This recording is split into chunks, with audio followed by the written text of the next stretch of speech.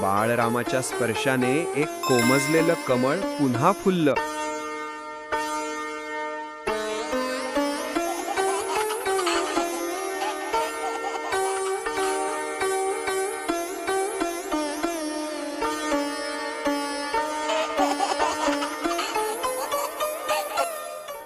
गोष्ट सांगून आजोबा थोडं थांबले. नातू मोठ्या डोळ्यांनी ऐकत होता.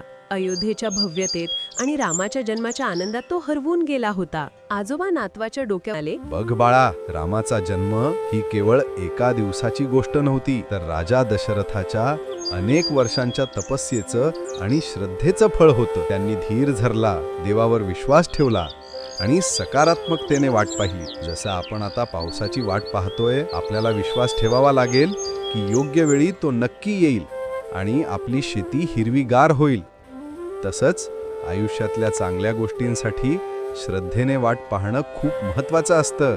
नातू हसून म्हणाला, म्हणजे आपल्याकडे श्रद्धा आणि सकारात्मकता असेल तर आपल्या आयुष्यातही चांगले दिवस येतात, बरोबर ना आजोबा? आजोबांनी त्याच्या डोक्यावरून हात फिरवत हसत मांडो लावली. अगदी बरोबर बाळा. श्रद्धा आणि सकारात्मकता आपल्याला नेहमी चांगल्या आणि भव्य गोष्टींकडे घेऊन जातात आणि मग तो आनंद सगळ्यांसोबत वाटून घ्यावा. अयोध्येतील पावसाची प्रतीक्षा या आजोबांच्या गोष्टीमधून आपण हा बोध घेऊ शकतो की चांगल्या गोष्टींसाठी श्रद्धेने आणि सकारात्मकतेने वाट पाहणे महत्त्वाचे असते.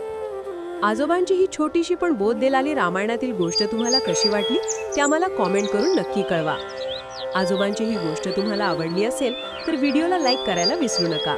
अशाच मजेशीर शिकवण देणाऱ्या आजोबांच्या गोष्टी ऐकण्यासाठी आपल्या आजोबांच्या गोष्टी या YouTube चॅनलला सबस्क्राईब करा आणि Instagramवर फॉलो करा. भेटूया पुढच्या गोष्टीत. तोपर्यंत आनंदी रहा आणि शिकत रहा.